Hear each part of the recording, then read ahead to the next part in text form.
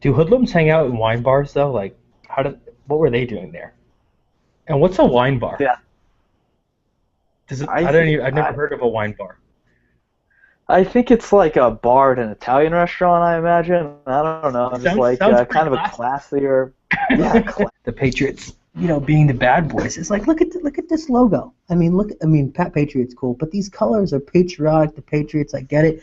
We need to have an alternate color scheme for when these scandals break, and call it like Redemption Red or something like that. And we just come Red out Dead Redemption. Red Dead Redemption. It's just bloody murder, dude. I be on it all night, man. I be on it all day. Straight up pimp. If you want me, you can find me in the. I'm on it. I'm on it. I'm on it. I'm on it. I'm on it. I'm on it. I'm on it. I'm on it. Time and time again, I gotta turn back round and tell these hoes that I am the HNIC bitch. That's just the way it goes. I be on that shit that I hate. Episode 4 of the Ben and Bones podcast. We made it a month. Got special guest Goody, who I consider one of the biggest Pats fans I know. He's been doing a bang-up job of defending the New England Patriots on Twitter. Goody, I just want to get your thoughts on Deflategate and that whole thing right now. Oh, wow. Deflategate, I'm very, very tired of hearing it. It's like making me want to vomit, to be honest with you. Every time I hear it on any radio station, any national news, it's up to my gills right now, Can't hear it. I think it's a load of shit. Are we swearing on this? Yeah. Okay. I think it's a load of shit. I think, the sample size they have for this is it's one game and it's one team. They're not taking balls after every game of the season, and they're measuring the PSI. It's one team, as far as I know, as far as anybody knows, and it's one game. So until you get, a span of 6 games where you're measuring every team's footballs, then you can talk to me and say you have a valid point. I think right now it's crap, and I think being the Patriots, we're easy to jump on. I have a little bit of a past, which I think that's also crap too. And I was so jacked up when Bill brought that up, and it was just like everybody could see it. We taped it, we did it. We haven't done it again. We'll never do it again. Basically telling everybody, F you, which I just love.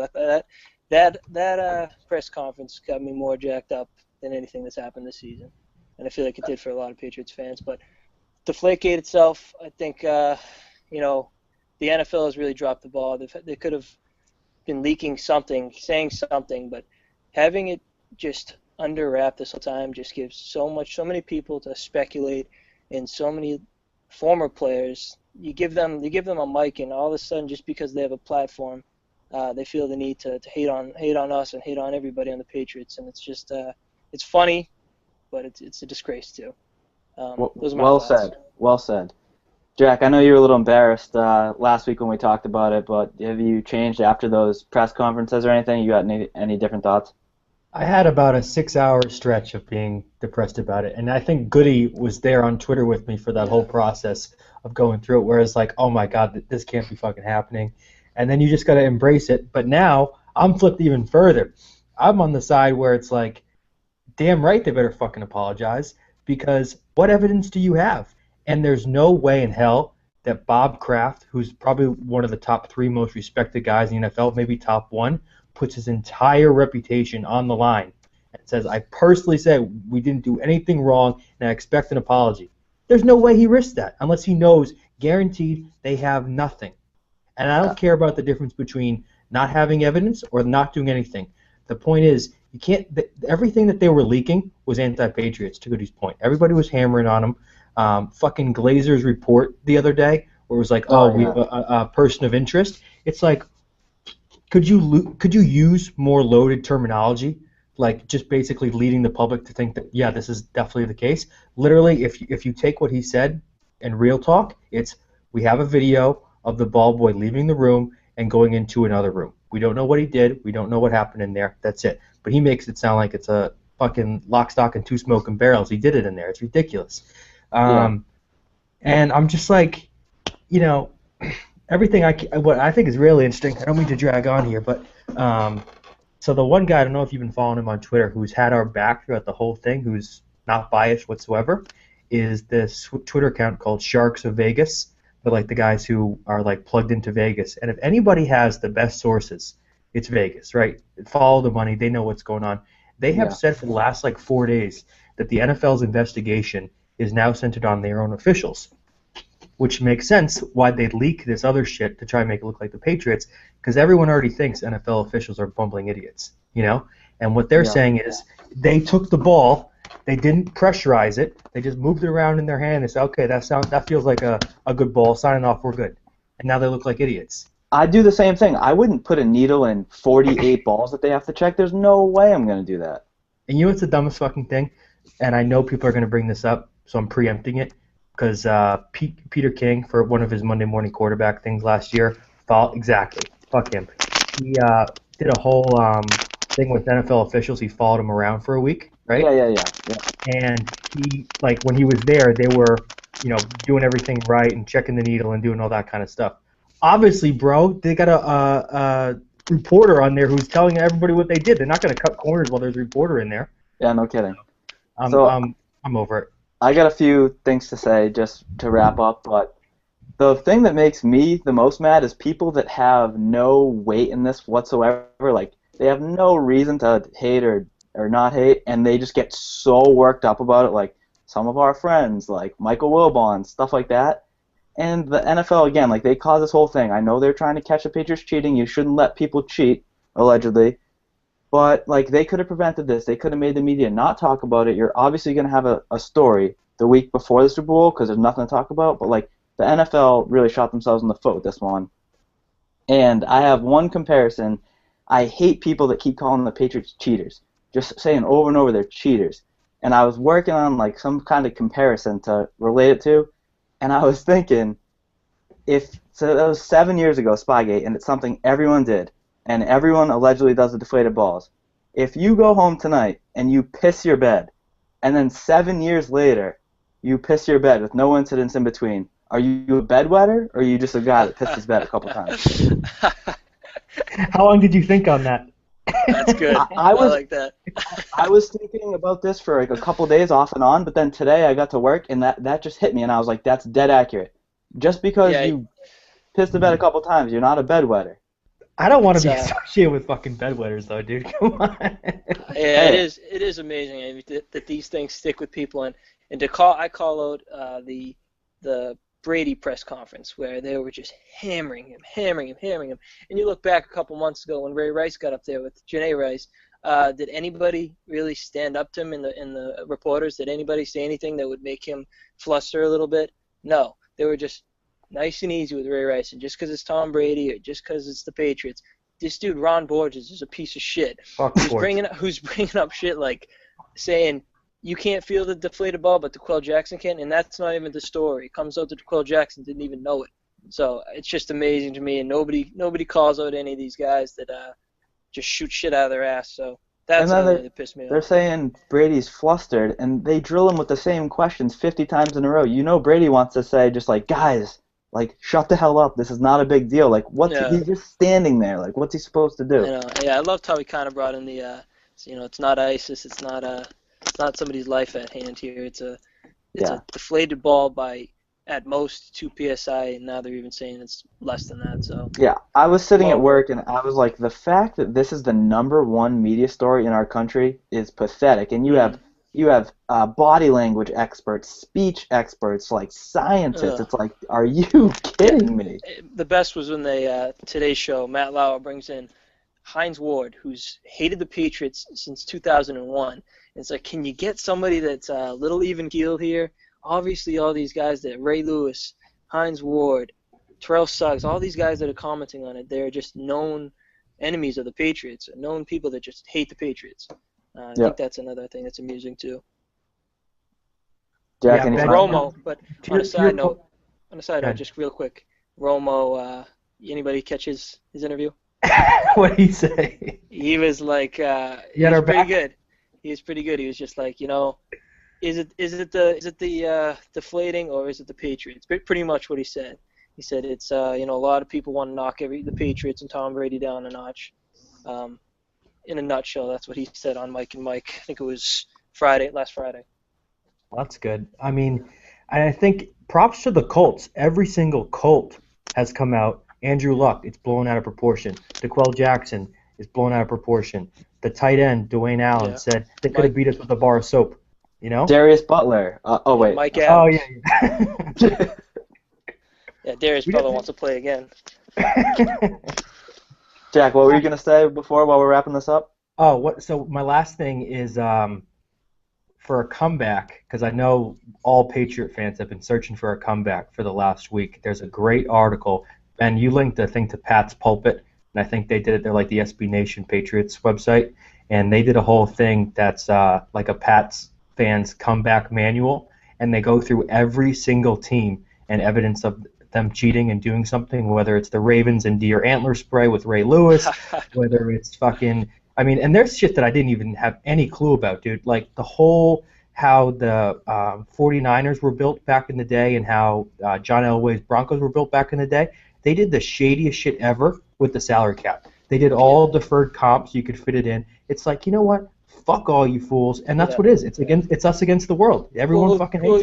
You look at the defense Pittsburgh had. They were the first team to start using steroids. Pittsburgh, the team, first team. The whole defense was roided up. It's like way back when they won 2 in a row, or not? Oh yeah, 2 in a row, and they had their dynasty. It's like they were cheating. Don't even have to go that far back. How about this entire Seahawks team popping PEDs like it's their job, and you don't have to disclose what PED. Adderall. Yeah, I was just about to say. You don't have to disclose what the PED is. If you test positive, you can say whatever you want. The NFL doesn't disclose it. So you test positive for the weakest thing that's banned. Adderall. I was trying to focus. Yeah. No, you were doing other shit too. You got Chris Canty on the Ravens who's saying, deflating balls is similar to PEDs. Dude, the guy that plays 6 inches to your right, Haloti Nada, was suspended 4 games for using PEDs this year. You kidding me? That's the thing you're going to bring up? It's like, dude, shut your mouth. So, Ben, I don't want to take your host responsibilities, but I think we should wrap it up with the last part of it is, how does this affect the Patriots? Because I know Belichick made the statement that he's embarrassed to say how long he spent doing his mad scientist experiments. Does it affect their preparation, or does it just give them that edge that I think it's going to give them an edge? I think they're going to come firing. Let me start by saying, like last week I said, I was jacked up, thought I was going to bring them together, and then more evidence came out, and I was kind of deflated. Oh, my God, can't believe I said that about it. And so then, after Brady's press conference, I was not feeling good. Like, I thought he came off okay, but the way the reaction was, and I was like, this is bad, when Bill called that press conference on Saturday. And I know we were all nervous about it. I thought there was a moment where I thought he was going to suspend himself, the way he was talking. The way he started, and he's like, I'm responsible, whatever. Right. I think now's the time to reveal what I know. I was like, and you know what? And so I kind of know why people hate the Patriots, because I hated Bill for doing this. They called the press conference at whatever time it was. Like, at my time it was like 11:30. He doesn't come on until 12:05, and I'm tuned into NFL Network. I had to watch the whole fucking Miami Dolphins Dallas Cowboys 1972 year in review game film, because I'm like waiting for the press conference to start. Like he left us hanging there for a little bit. One last thing I want to say. Anyway, after that I was jacked up after that, and I'm like, I don't think it affected the preparation that much. I'm sure they had people doing it, but like, I'm all in. I'm ready to roll. Goody, what do you think? It makes me a little nervous, because I just know, on one end it's Brady was affected by it. He came out and said it hurt his feelings. He was saying that a lot of his friends were reaching out to him saying it's not the end of the world. So that tells me he's been affected, but there's nothing better than a pissed off Brady. So true. That's what's getting me excited. Very true, and kind of the transition into the Super Bowl talk about the actual game. I saw a tweet that Brandon Browner was just sitting down with Belichick and Brady like a couple days, just breaking down the Seahawks defense. Like, here's what they're doing here, here's what they're doing here. I know the Seahawks are going to change it up a little, but you can't tell me Browner doesn't know what he's talking about. Yeah, I think from looking at the little film and from hearing people's perspective, coaching perspective, Seahawks defense isn't that hard to figure out. It's just the players that they got perform so well. That's what you really got to look at, because I don't think it changes too much from game to game or from year to year. They do play a cover 3, and they have Sherman. They have Sherman on one side. They're going to have Maxwell on the other. But they do have the 2 safeties that scare me and a big playmaker. So we'll see. The other side to that coin, though, Ben, that worries me and why I hope we switch up Browner's responsibilities is they also are very well in tune with what his weaknesses are. And our big thing is we can stop their wide receivers very easily, but they know what he struggles on. So I think we need to use him, kind of like I was talking last week. The game starts and ends with Marshawn Lynch. If we shut him down, the game's over. And Browner's a big physical guy. Put him on the fucking edge. Stack the box with 7, 8 guys, whatever it is. Put Revis on an island, put Logan Ryan or Arrington on the other guy with McCourty helping over the top, and that's it. That's it. That's all you got. Go ahead. You want to beat it? If we said it the other day, if 2 weeks ago or whatever, when if Colby Fleener beats us, I'm fine with that. If Revis gets beat 101 by Jermaine Kearse for a touchdown, I'll take my loss like a man. But that's what we got to put the game on, Yeah, can I do a little sidebar for a second before we get real deep into the game? You know how they put Sherman on one side, he only plays one side, he doesn't always play the elite receiver? Except against Dez. He covered Dez across the whole field because he knew he was a beast. The only time he ever did it. That was like in the third quarter, I think. Yeah. Remember who the elite cornerback was besides Richard Sherman, and he got, Darrelle Revis a couple years ago, and he got paid, and then he sucked? Nnamdi Asamoah. I thought of that today. Maybe, I'm not saying it's true, but like Revis or Sherman will probably stay on the Seahawks, but I wonder if you put him on another team and they're just like, you get this guy, put him on an island. I wonder if he would actually be as good as he is. Yeah, you see that a lot with cornerbacks, and they just fizzle out once 2 or 3 years go by, or once something changes. I think the lasting power of the Seahawks defense is going to be for a while, so I think he's going to be in a comfortable spot. They got a couple of defensive guys, Earl Thomas and Bennett, signed for a couple more years. So I think as long as he's got the pass rush, as long as he's got Pete Carroll, I think he'll be good. But I totally agree. You put him on another team, I'd love to see what he has one-on-one. Yeah. I'm going to love to see too. He's a big physical guy. He's relatively fast. He's a big physical guy. He matches up perfectly against the Des Bryants of the world, the Demaryius Thomas of the world, Calvin, those big freak guys, right? Julian Edelman or Danny Amendola is 5'11" white fool who's quick. He can get in and out of his cuts. Can he handle that? Is he that quick? I mean, we'll see. I think the Green Bay tried this in the first game when they just stuck Boykin over there kind of as a sacrificial lamb on the right side wherever he stays, and just Jordy gets Maxwell or the other guy. I think we're going to do that too. We'll probably put Amendola over there. And I think Amendola can beat him one-on-one. I think he can make a play. And it will, we get one play like that, bro. You get one play where Amendola gets like a 13-yard gain on Sherman, the whole momentum swings. Everyone's like, oh, fuck. This guy's a terrible-ass wide receiver, and he just beat Sherman for a catch. You know what I mean? That's what I was going to say. I had a couple questions written down. We just lost Goody for a second. He'll log back in. I had Amendola written down as my X factor. If we can get him to play well, and if he gets the ball a few times, the defense is going to be rattled, and you'll know our offense is clicking if it gets down to Amendola. They're going to be trying to take away Gronk. They're definitely going to have a game plan for Edelman. But if we get Amendola working, I think that'll be the key to know that our offense is playing really well. Because I think Blount's going to have success against this run D. Yeah, I mean, and they're going to do it. They keep saying Gronk's not going to be an issue. Gronk's not a big deal. And to me, that speaks volumes to their game plan, where they're going to do everything they can to take Gronk out of the game. And I think one of the things you always hear coaches say is you can't double team a tight end because it fucks up your whole defensive system. Running lanes start to open. You can double a wide receiver out on the edge, but once you start messing around with the tight end, that opens everything up. So I think that's our big advantage. So who would be your X factor on the Patriots? If he plays well, we're going to do well, and if he doesn't show up, we could be in for a bit of trouble. I think I'm going to say two names. One is kind of an obvious one. I love Jamie Collins in this game. I think he's had multiple coming out parties, but I think he's so athletic that with the read option, he's a guy that can make a lot of good plays. But for some reason, I have this weird gut feeling that Logan Ryan is going to have a big game.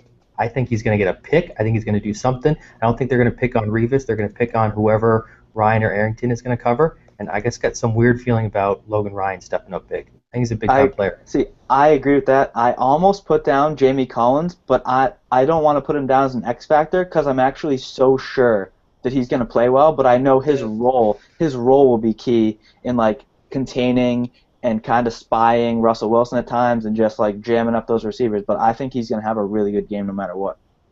Yeah, you're going to need Collins. I think you're going to need Collins to do a little spying.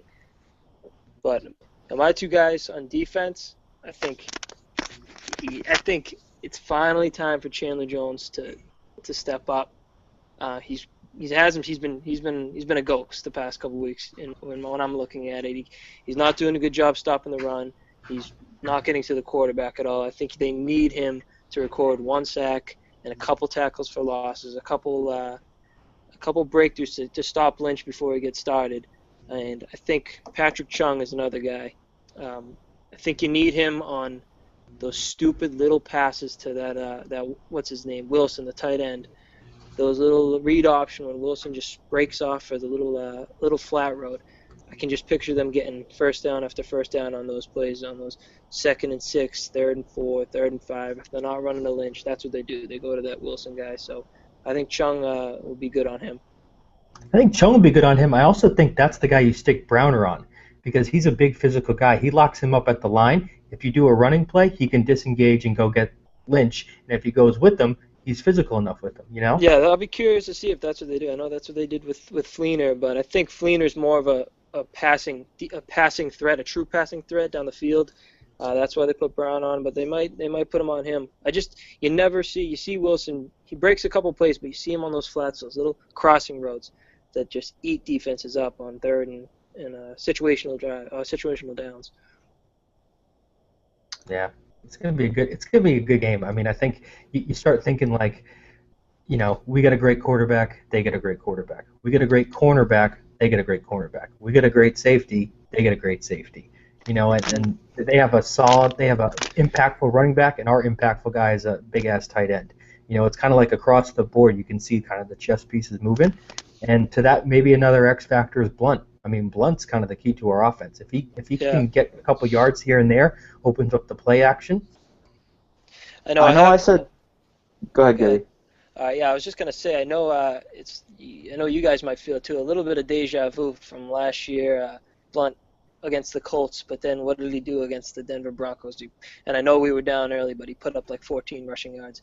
So I agree. I think Blunt needs to get at least 16 carries, and he's got to break 60, 70 yards, maybe a score, just to get the play action working. And if he can get that, I think we're in great shape. That's pretty much exactly what I was going to say, but I was saying going into that Denver game, I knew the jig was up. I knew you could only ride Blount so far, but I think the game plan when you see success against the Seahawks is with a good running game. Like, they're gettable for some runs, and I think Blount, hopefully Gray's got to be fresh. Vereen, I don't know if he can really run against them, but they'll be hitting him with some passes that are basically runs, and I think we'll have success in the run game.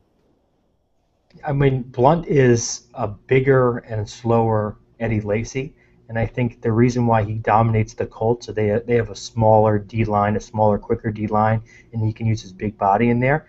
And I'll be honest, I don't know too much about the Seattle defensive line outside of their pass rushers. I know they lost Brendan Mebane, who was their big D tackle. Obviously, Red Bryant's gone, so they kind of lost those big bodies. And I think that if they're soft up the middle, that's where we poke them. And you kind of get through a little bit, and then like we said, it opens everything up. So I agree with you. Last year, knowing Denver's defensive line with Knighton and kind of how they had those big bodies up there, he just wasn't going to get anything going. I'm worried about that, but I have a little bit more confidence with Seattle's defense.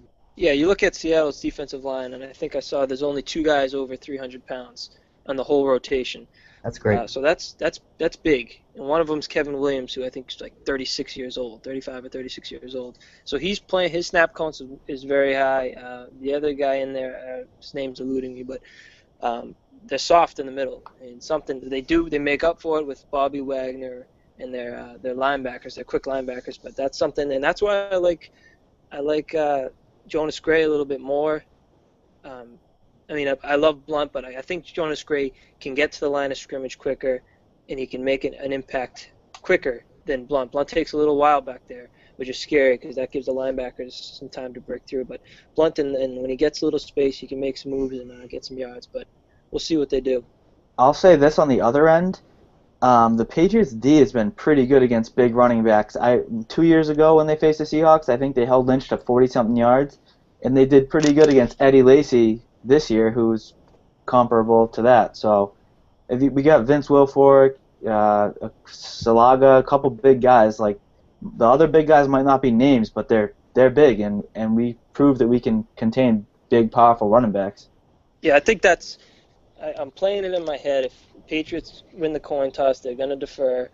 That first drive is going to be huge because you can tell if Lynch that breaks like a 10, 15-yarder, it's going to be like, oh shit, this is how it's going to go. You need to bunch him up behind the line because you bunch him up behind the line and he's still likely to get 4 or 5 yards. You can't have him find the holes. You can't have him making cuts. You can't let him get into the secondary where you got McCourty, Chung, who's going to try to fly at him and miss a tackle. I think, Alan Branch is the other guy. Those guys are going to be huge on the line, and Ninkovich too. You need to slow him down right at the beginning because he's going to gain some speed and he's going to plow somebody over. I totally agree, Ben. I think you make a really good point with that because I think we struggle all year with the smaller, quicker, shiftier backs. Forsett in the Ravens game, he got through us because we do on the cut block. He almost killed us. Exactly. First game of the year, Lamar Miller or whoever they had a huge game against us. And I think, to Goody's point, our defense is so malleable to whatever the situation is, whatever team we're playing. We can kind of get that NASCAR package and get some fast guys in there to rush the passer. And I think Jones does need to step up. He always seems like he's right there, but just a step too late. But you put Wilfork, who's pushing 4 bills. You put Salinga, who's 3 whatever. You put Branch in there, who's big 3 whatever, and you just say big boy against big boy. And that's the same thing. They have this. The Seahawks have the same problem on their O-line that they do on their D-line. They're small. They don't have a big O-line. They're kind of like an Oregon offensive line. You know what I mean? And it's everyone's going into this game thinking that the Hawks are going to dictate the pace of play and they're going to play smash mouth football. I think we're better situated to play smash mouth football. I agree, and I think Ninkovich, he might be one of the most underrated players in the NFL. He looks just like a normal dude, but some of the stats last year, like he had a forced turnover, either a forced fumble that might not have been recovered in like every single game. Like he plays really good. He doesn't look good, but he's good. I give him no respect. I've never respected him. I'm always pissed that he's our other defensive end because I want like Pierre, whatever the guy in the Giants' name is, one of those big ass black fools who just rushes the passer. He's kind of like basic. He's just like he's good. He's smart. He sets the edge. He had an unbelievable game against the Colts. He rushed Andrew Luck every time. He didn't get any sacks, I don't think, but it's like he's good. You're absolutely right. We need to give him more props. Yeah, he's like a Teddy Bruschi type. I don't want to say he's that good, but like you wouldn't at him, you wouldn't think he's good, and he's just everywhere. Yeah, he had a great game against the Colts, but he had an even worse. He had on the opposite side, the worst game I've ever seen against the Ravens. Him and Chandler Jones played like shit. And looking back, that's a good point you made with the shift to your backs. I think that might hold some water. You get torn apart by Jamal Charles as a shifty back, but now it's Gray, or now it's Davis too, also killed him. But yeah, I can't really think of any big back that's came in and just bruised them this year. Although I think it's possible because our linebackers aren't that big. You got Hightower, he can stuff, but I think this is a game where you'd love to have Brandon Spikes. Forcing those fumbles, laying the wood. I think he would come up with a couple big plays. As soon as you started going on that, I was like, oh, fucking Spikes, man. You just, you don't, I like Hightower a lot, but I don't think he can bring the wood like a Spikes can. And nobody brings the wood like Spikes can. Ted Johnson could. You brought the wood one too many times. Yeah, I know. He's hitting, yeah. Well, Jack, so last week when we talked, you were supremely confident the Patriots were going to win by at least 40 points. Have you reeled it in a little bit? Are you a bit concerned? Expect this to be a ball game now? I mean, I'm just setting myself up for ultimate failure here because this whole week, I'd never like to think ahead. I never like, but I'm trying to do like power positive thinking. Like I can see Brady getting the trophy. I can see Kraft getting the trophy. I can see them an awkward moment with Goodell. I can see Belichick getting the Gatorade dumped over him. And I think we are coming off our best game of the year. We fucking smacked those fools. Granted, they didn't deserve to be there, but we did what we had to do. The Seahawks got somewhat exposed. They were lucky to win. I still feel very, very confident that we're going to win. I would love it to obviously be a blowout, but I think it's going to be one of those games, just kind of like the Ravens. I thought we were going to kill the Ravens, but we ended up winning.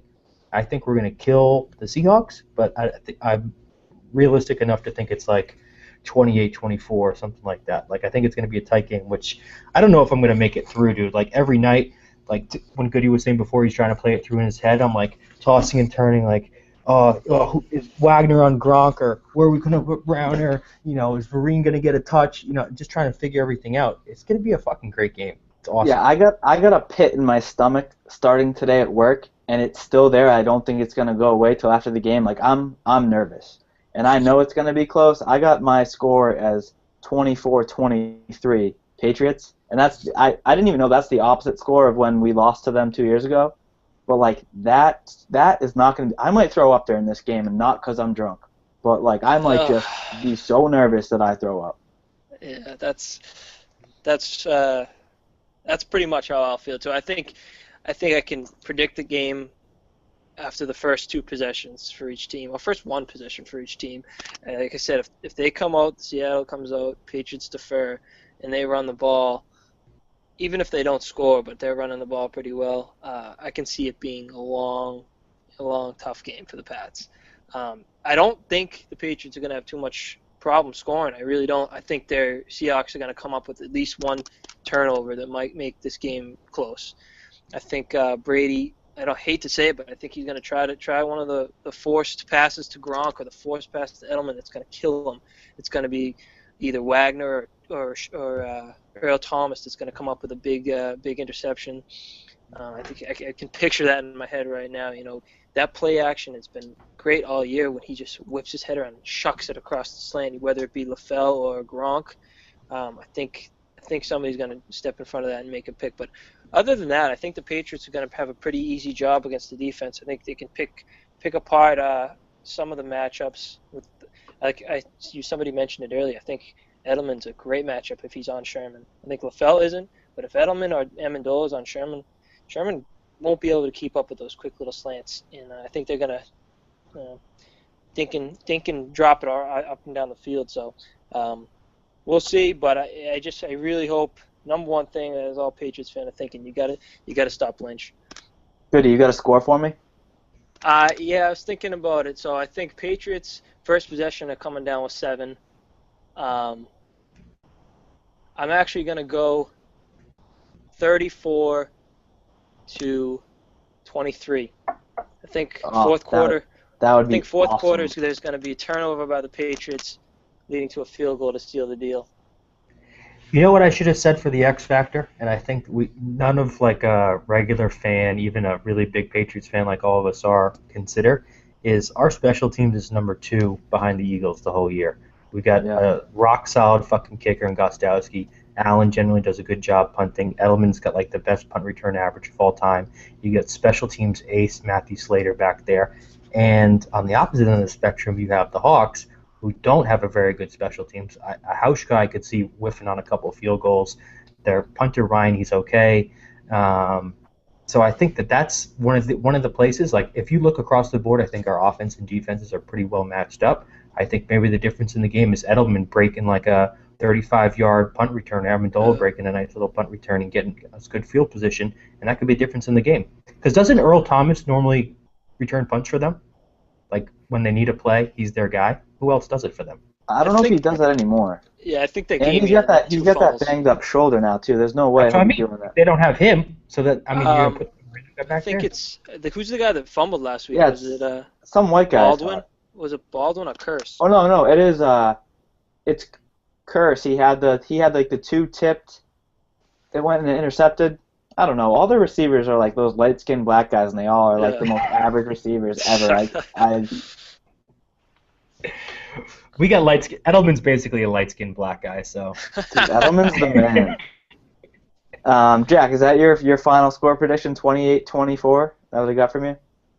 Yeah, with 2 pukes and 7 Sam Adams cherry wheat. All right, you guys got any final thoughts about the game, or do you want to move on? I know we could talk about the game for 3 hours, but within reason. I have one question for Goody particularly, because I know that, Ben, we kind of talked about this last week, but my perspective on this Super Bowl, and I was saying it to my dad the other day, is that I've never needed a game more in my entire life. If we go 3-3 in Super Bowls with all the shit that's been going on, we're just like, yeah, they're a really, really good team, but they're not a great team. I still think they're a great team, but that's the conversation. And then you have to hear they haven't won since Spygate, and they haven't won since we proved their balls were deflated every game. Yeah, I need this so bad, dude. Like, if we get this, it's everything's gravy. I'm all good. You look at this season, and as a Patriots fan, this is the worst thing about being a Patriots fan, is you expect the Super Bowl and you're fucking devastated when you don't get it. If they don't get it, man, it's gonna be a tough couple months of no sports talk, no ESPN. It's because you're gonna hear everything. Like you said, Ben, you're gonna hear everything. And what I think is good is they know it too. Brady knows it too. Belichick knows it too. It's this Deflategate. If they win, I expect this from both Belichick, Brady, and Kraft to just go up to the fucking podium and say, fuck the world. And I think that's what they're going to be playing for, that moment after where they really can just say, fuck you to everybody. Oh, and man. Isn't this a lovable team? Like, sometimes you get Patriots teams, so you're just like, yeah, they're good, but they're like, I love all these guys. I love fucking all these guys, dude. You just feel so happy. Solid. Feel so happy for Revis, like Browner, all these guys that joined the team. LaFell, it's like these guys came from like never winning. Browner did, but LaFell never really winning. Revis never really winning, and I'm happy. Browner's even worse. Like I watched the interview with Josina Anderson. He was like devastated that he didn't play in the Super Bowl and they won. He said his whole family was over for the game and he watched up in his bedroom by himself. Yeah, that's pretty sad. He hated it. So I think he's gonna come out strong too. I like that interview. He's like, saying Brady was the first person to text him, whatever, and he said, my dog, I'm gonna ride for Brady, and he's like, because I know Brady's gonna ride for me. Hell yeah! Hold on, I gotta tuck my boner. Hold on. All right, but I think we're good on the game. I think we all think it's gonna be a great game. I think we all think we're gonna win.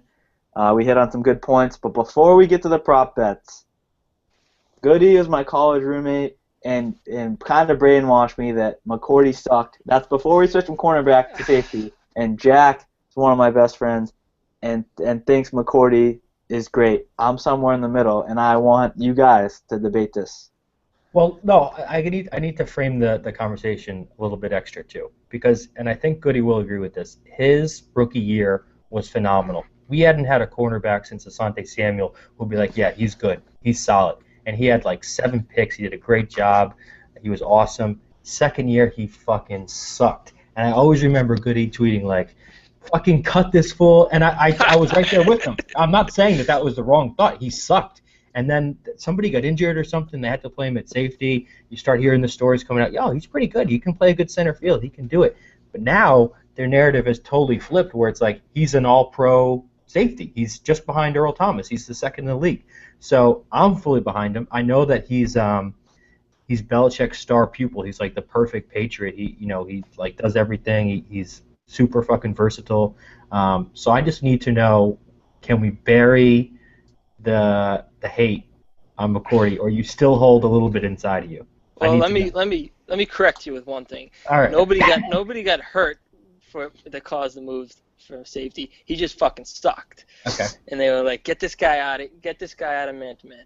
And I agree with you on those two things. First year, I think he was maybe people thought he was a little bit better than he was because of I think he had like 7 or 8 interceptions. But yeah, second year it was embarrassing to watch. He had like the most yards in history against him, against any cornerback. He was so bad. So I think that that move to safety did him wonders. It did the defense wonders. It did Belichick wonders. But yeah, I remember being like in the summertime, I was looking through Bleacher Report app, and it was like the top safeties in the NFL. Scrolling through it, I was like, number 2 is fucking Devin. D-Mac. I was like, am I missing something? What's going on here? I find it hard to really, from my standpoint, say how bad he is because when you don't hear from a safety and you don't see him getting picked on, it's a good thing, and you really haven't seen it this year or even last year. I think he's better, but at some points he can struggle against the tight end. You saw Owen Wilson catch a couple big balls on him, but I think for the most part, playing that center field is the best thing for him. I know you guys were talking about re-signing him. I think they should re-sign him. However, he's kind of a product of Revis right now because he's playing one side of the field for the most part. So if they re-sign Revis, they can re-sign McCourty. If they think re-signing McCourty, no Revis is going to be – they're going to have the same team. Obviously, it's not true. They got to be smart with their money with McCourty. I know he's a good team player. He's not an asshole. I don't think he's going to beg for $11 or $12 million a year. I think at the right price he's worth it. But once you get into the superstar money talk, if he's making $10 million like Earl Thomas is, I don't think that's worth it. I got 2 things to say before we go to prop bets. One, I think you guys have come to a good agreement on McCourty. But the thing with his brother, we're never really on opposite ends of the spectrum. That's the key. I'm just trying to pull Goody up to my level, which is like this fool's pretty decent. Okay. I'm almost there. I mean, I don't think he's what Bleacher Report says he is. I don't think because I think a number 1 or an all-star safety can lay the wood, can cover, can play man-to-man, can play zone. I don't see McCourty hitting very hard. His man-to-man is not good. I think he's so strong at playing safety, playing that deep zone that it makes up for him. His finishing speed, his recovery speed is amazing. I just don't. I think he'd be like incredible if he had like a Chancellor next to him or even like a Ryan Clark or something that actually could maybe hit somebody. So he's not because Patrick Chung weighs like 190 pounds. He's not laying any wood. But I don't think he's as bad as he was playing cornerback. So if that's what you want to hear, then that's what I'll say. Yes. Okay. But one other quick thing. Sorry, Ben. I know this is dragging on, but one other quick thing. This is what bothers me so much about the Patriots because I'm like, I can see it, you can see it, everybody can see it. We have that guy. We have Chancellor. We have him. His name's Brandon fucking Browner. Make him a goddamn safety who plays in the box and lays the fucking wood. Chancellor is okay in coverage. Browner's okay in coverage. Let him get up there. Make Browner strong safety, lay the wood, and make McCourty free safety. Why not? Yeah, I think like Browner, you can see when he gets a chance to stop the run or he gets a chance to make a hit, he fucking loves it. He like relishes that. You've seen so many hits from him. I don't know if it's his decision or what are they doing, but yeah, it's like you have that player out there. And I don't hate Chung. I think Chung's had the best season of his career. I think he's been pretty good, but he's definitely not intimidating. Nobody's scared of him. Nobody's scared of him like they're scared of Chancellor. But also, yeah, Chancellor, I think if they think he's him and Gronk, he's going to cover Gronk. They're fucking out of their mind. He's not going to keep up with Gronk. They're like saying, power, body size. Gronk's got like fucking 40 pounds on him and 4 inches. Yeah. One other quick thing about McCourty is that the real problem with this whole debate is that the pick that they traded was Des Bryant. They had number 27. And I know back. I was pissed. I was so pissed that they didn't take Des Bryant.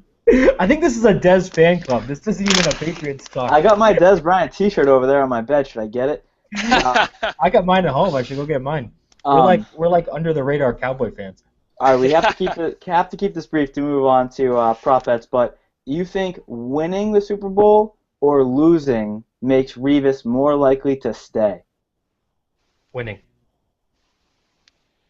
Goody? That's a very good question. And I think losing.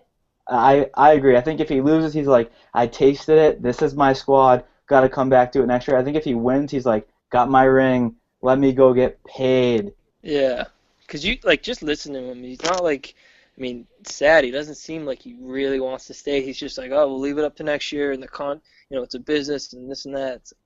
I think, I don't think he's gonna want to. If they lose, I don't think he's gonna want to go play for the Jets or want to go play for whatever shit team. All right, so let's move on to the prop bets if you guys are ready. I got it pulled up. All right, so let's try and kind of hammer through these. If you got a little sidebar, go ahead, but I think we got like 20 of these or something, so we don't want to spend 2 minutes on each one. National anthem, how long will it take? Over, under 2 minutes and 1 second. I got just like a couple seconds under. Concur. Quick point, not to sound racist or anything, but every time it's a black person, they go over, and every time it's a white person, they go under. So I'm going under. What great betting insight. I'm going over for the simple fact that I would go over. This is your moment in the fucking sun. Own it. Don't be selfish. Don't be selfish. Hold Home of the Brave and Land of the Free, however long you want to hold it. Hit that extra note. Go to that extra octave. I got 2 minutes and 3 seconds. Lock it up. Rub it down. How many times will deflated balls be referred to during the game? I heard Al Michaels on the radio the other day saying he's kind of sick of it. He's not going to hammer it home, but there's no way this is under. Yeah, it's Al Michaels and who's the other guy? Is it Collinsworth? It must be Collinsworth. Yeah, Collinsworth's he's gonna bring it up. I'm saying over, yeah. Has to be over. That is like I kind of want to bet on that. Like that's insane. 2.5. Yeah, set the over under at 8, and I might go over. Yeah. Does Bob Costas count? Because he's gonna do about 9. I don't know if I think it's from kickoff to final whistle. Costas will probably hit on it for an hour before the game. There'll probably be a commercial about it. There'll probably be a Seahawks. Yeah, I'm saying at least 5. All right, first coach shown on TV after kickoff. I got Bill Belichick. It's a no-brainer. It has to be Belichick. Yeah, I got Belichick. Because I think Seattle's gonna receive it, and I think Lynch is gonna run for like a 15-yarder, and he's gonna look at Belichick. Belichick's got his little pencil out of his ear. Yeah. Which color will Bill Belichick's hoodie be? He's been wearing blue all week. I want to say gray. I really want to say gray, but I got blue. Same hoodie as the press conference at media day. Damn, I got 7-1 red. I think he's gonna pull something out. He's gonna look good. I like that 7-1. I can picture him in it now. I got a fresh white polo from the pro shop, no hood. Fuck that. I'm kidding. Gray all the way. No, go ahead. So Bill Belichick hoodie type, sleeves cut or sleeves intact. In this weather, they're coming off. You better believe it. Yep. How is that only minus 150? Who's gonna wear long sleeve sweats in Arizona? Yeah, he's cutting those things off. This is easy money right here. We gotta get on this. How many times will Katy Perry be mentioned in the first half? I got the over-unders 1.5. I got 1. I think right before halftime, Costas will be like, hey, and now Katy Perry, just 1. Go ahead, Jack. I'm kind of stumped on this one. I got to push. I think it is going to be 1.5. I think it's going to be Katy Perry, Katy, and then it's going to cut. I think it's going to be a little over. I think it's going to be 2 or 3 times. I think there's going to be like at the 2-minute warning, you're going to hear it. Then there's probably going to be a timeout, and you'll hear it then. So I got over. All right. Which song will Katy Perry perform at halftime? I got Firework for the simple fact that in all the commercials about her at the halftime show, they play that song, Firework. Damn, there's some good songs on this. I don't know if this is how we do, but yeah, I got Firework too. I think that's got to be it. I mean, big spot, bright lights. It's got to be Firework. This is how we do Cameron? Is she covering it? Like, what's the deal? I don't think so. That's her own song? Are you sure? I don't know. All I know is I remember there was a Bill Simmons article, which was when they lost the Giants the first Super Bowl, and Tom Petty performed at halftime, and the first song that he sang was "Free Falling," and he was in the crowd for it. and he was saying how it was like he was like, oh shit, this is like a bad sign, you know. I don't know if you guys do the same thing. Quick sidebar: every little thing that happens, what jerseys are we wearing? What network is the game on? Who's the referee? I'm making like a mental tally in my head. White jerseys -1. Bill Vinovich +1. White. I already did that. I said Al Michaels. Al Michaels doesn't ever hate on the Patriots. We had some good luck with him on some late night games this year. I like Al Michaels. I already thought about that. Good mojo there. How about a +500 for our boy DP handing out the trophy? I mean, that's like, we love, this is the year of DP. We love it. And he predicted the Patriots to win preseason too, so it's all good. Perfect. What color Gatorade or liquid will be dumped on the head coach of the winning Super Bowl team? I think it's going to be the Pats. Pats are a traditional squad. They would never dump red on Bill. I got yellow all the way, the normal Gatorade. Yeah, I think I actually bet this one last year, and it was orange, and I got it right. Yeah, I can see yellow too. I'm gonna go with orange though. I feel like they like a little more flavor. Yeah, a little more flavor in that. I gotta go yellow. All right, New England Patriots first half team points over under 12.5. I'm going over. I'm saying they score a touchdown, 2 field goals. I feel like Brady when he got asked at that media day when they said the Giants said you're only going to score 17 points and he just laughed. I'm doing the same laugh looking at 12.5. Are you fucking kidding me? 12.5 points?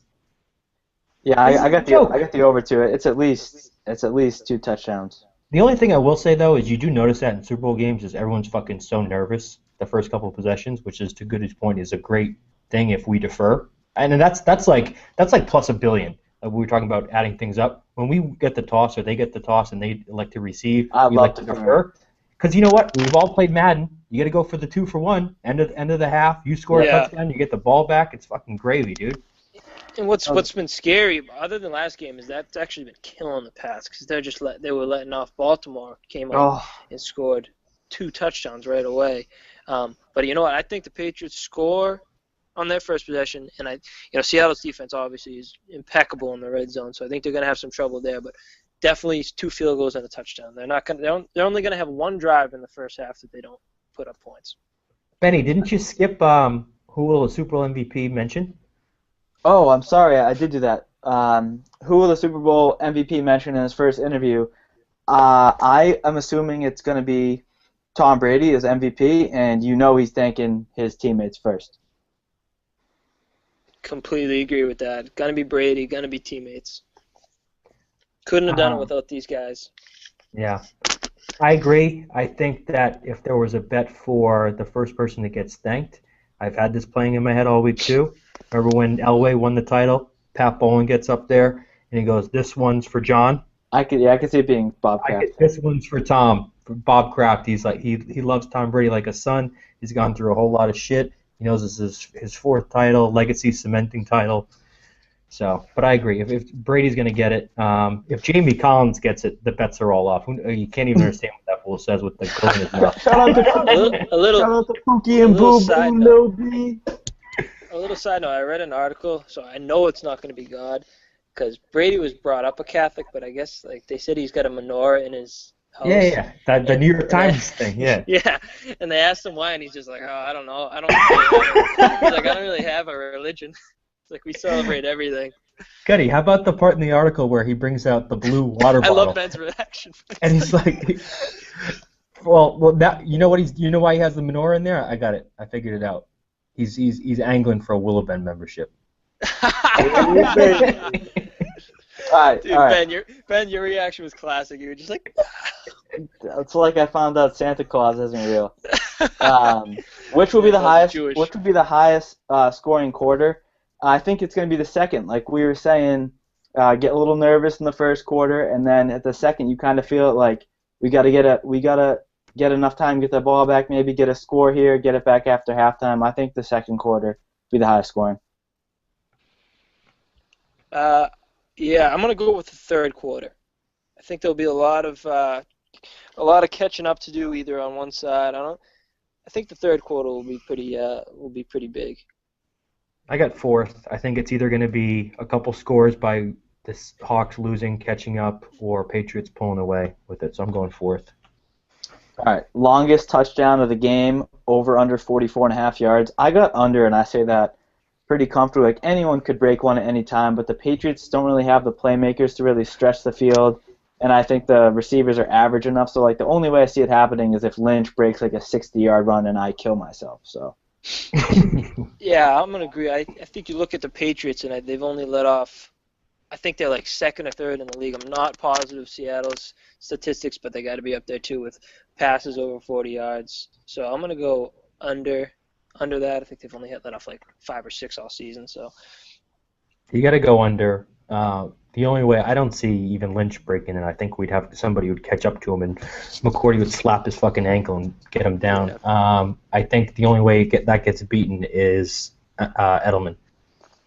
Yeah, I think the 31. better over/under would be like maybe 33 for that, but I think it'll be under 44. So total QB sacks in the game, over/under 4.5. I got over. I think they'll definitely get to Brady 2-3 times minimum, and we'll get to Wilson. He's one of the most sacked QBs in the league, I believe, because he kind of rolls out left or right so much. So we'll knock him down 2-3 times as well. yeah, I think they get to Brady. I don't think it's going to be the impactful sacks like you normally see with Brady, or not normally see with Brady, but you normally see with the Seahawks. I think it's going to be a lot of him ducking down, him covering his ass. I don't think it means Brady will have a bad game. I think he'll just take it. No, I know. Yeah, I know what you mean. I think they'll probably get to him 3 times with that. Just like he'll see it coming, he'll notice his reads aren't open, he's going to duck down. And yeah, I can see the Patriots getting maybe 1 or 2 of those. Like maybe Russell Wilson just runs out of bounds, just like a coverage sack, an inch before. So yeah, I'll go over that as well. Don't we have 0 sacks in the playoffs right now? I would have a hard time believing they didn't sack Luck, but I think you might be right. I thought I heard that. Because I read a stat that said this would be the first time ever if we win and don't sack Russell Wilson. I read that too. We're the first one. You know, That's so disturbing. It is very disturbing, but it also means the pipe's about to burst. So Yeah, Chandler they do. Jones gets a couple. The one thing, quick sidebar, and this is how Goody said, you kind of know how the game's going to be played first couple of possessions. If Marshawn Lynch starts breaking runs or whatever. The other thing, and this happens in the last 2 Super Bowls, is when Brady starts seeing ghosts, when he's back there and he does that little duck and no one's there yet, that scares the living shit out of me because then you know he's not comfortable. And everything I'm hearing is that the Hawks are going to have a much bigger presence out there, maybe 70-30, something like that. So if that's a loud stadium, it can get loud.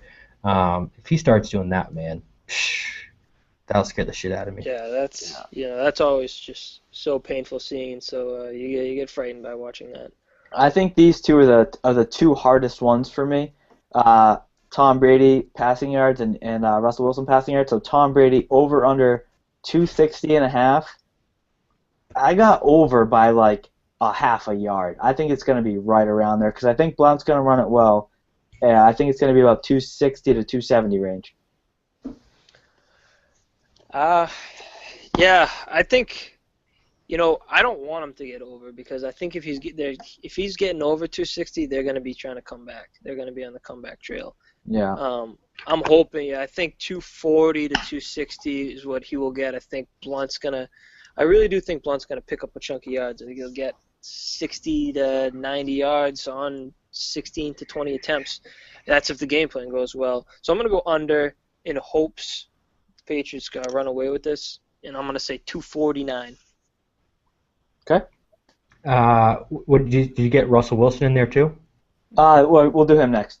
Okay. Well, I'll do both. I'll kind of do a snake draft here. I'll go back to back. I totally agree with Goody. I think that Brady under and Wilson over means we win. Yeah, I got Wilson over as well. I think it's like one of those things. Like when we when we beat Andrew Luck in the regular season, he put up like 400 yards. When we beat Peyton Manning, he put up 400 yards. Russell Wilson's never the guy that's going to throw for that many. I think he's done it a handful of times in his career, 300. But I think he's going to go over. They're going to have to come back a little. He'll have to sling it around a little bit. Yeah, I think Russell Wilson. I don't know about the playoffs, but he's only had 3 career starts where he's thrown over 300 yards. Yeah, that's pretty remarkable. And the over/under is 219.5 for you guys listening. Yeah, I'm going to say he goes over that. He goes over that with a Seahawks loss. Over under 47.5 total points scored. So based on my 24-23. You're right there. yeah, like I said, based on my which I didn't know that was over under when I picked the score either, but I got exactly 47 as my total score, so I have to take the under. Yeah, I got over. I think points are going to come a little bit easier than expected, as in my score is 34-23, I believe I said. So I got over. Yeah, I got slightly over, 28-24, 52 points. So, close to it, but a little bit over. All right, we get the last three here. Total receiving yards, Rob Gronkowski, over under 72.5. I got the over, somewhere between 85 and 100. I got Rob having a big game. I got him 115, a touchdown, maybe two. I know they've been talking about it, but I can't see how Cam Chancellor, Bobby Wagner are going to shut him down. I think he's going to have a couple seam routes that he's going to break, 30, 40 yarders. Don't you think Jeremy Lane will shut him down? Yeah. I don't know, guys. I loved how Pete Carroll said he hasn't even watched film yet. Yeah. About Jeremy Thanks, Lane. Thank you, Pete. Thanks for respecting it. Goody, or sorry, Jack. What do you got? Yeah, I'm going a little bit different. I think Gronk's going to be under because I think that they look at the Patriots and they kind of say, all right, how do the Patriots play defense? They take away your best thing, so let's try and take away their best thing. And like I was saying earlier, I actually do think Wagner and Chancellor, with Wagner's speed and Chancellor's strength, are the two best possible guys you could put on him. And if they do bracket coverage, you shut him down.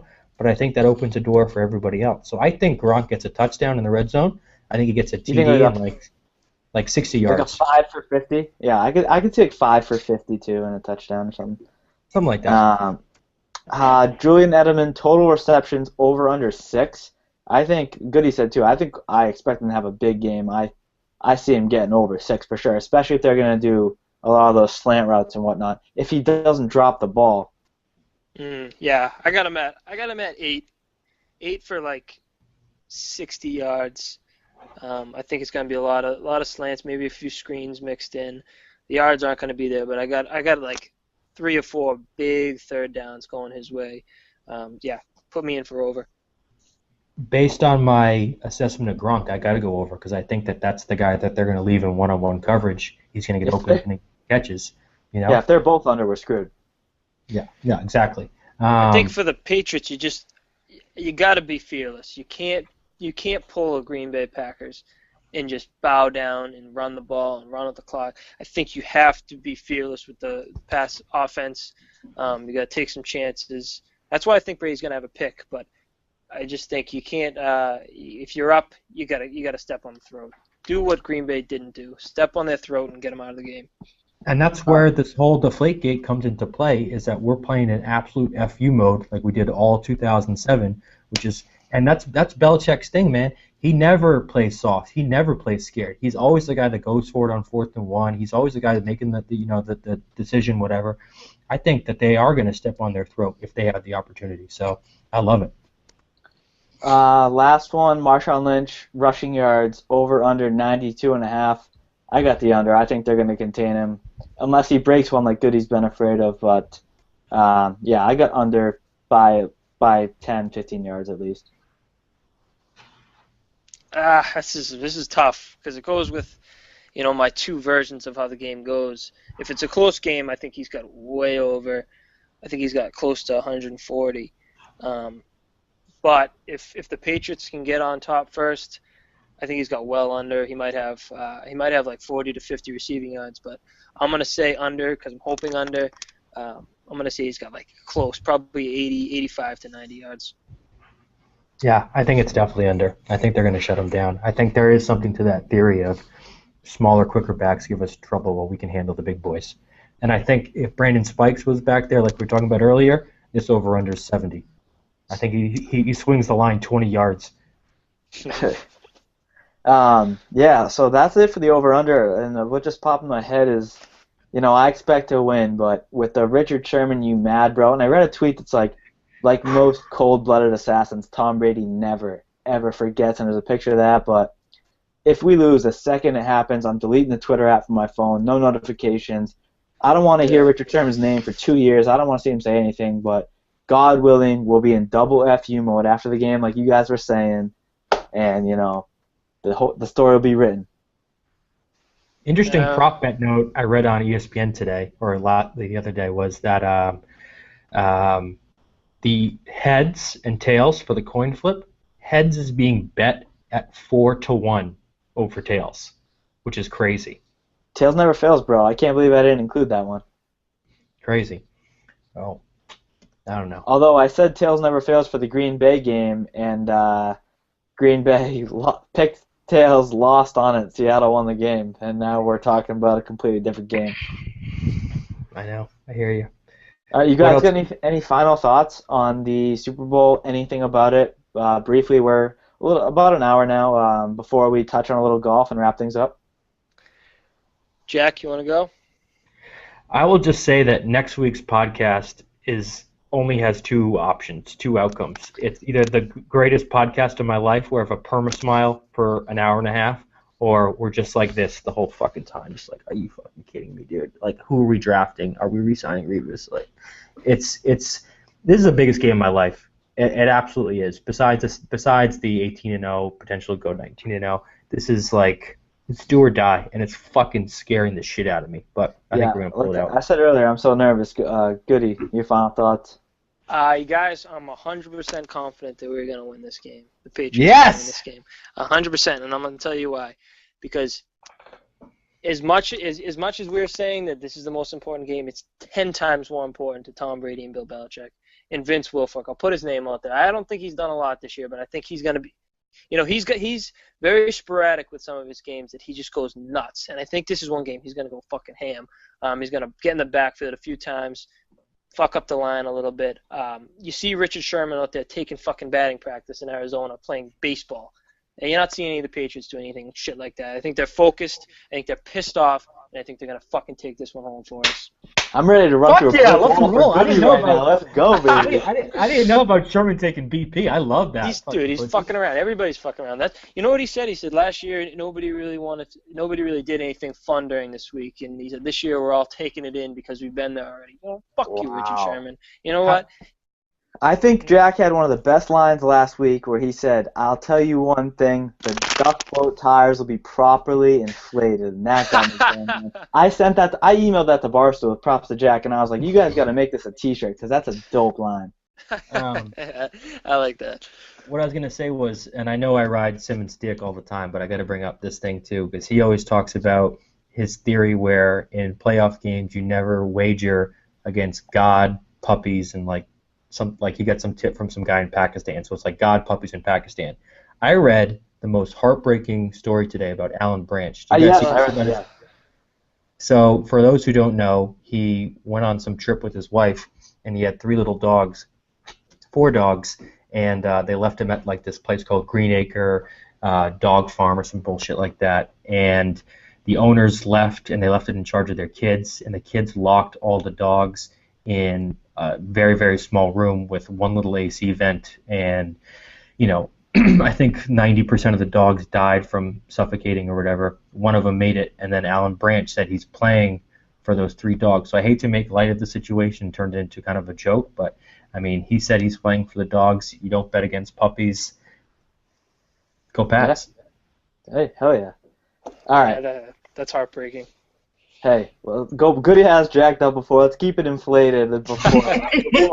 I'm about to cry right now. I read that article too. Oh, I read part of it, and I was like, oh, fuck.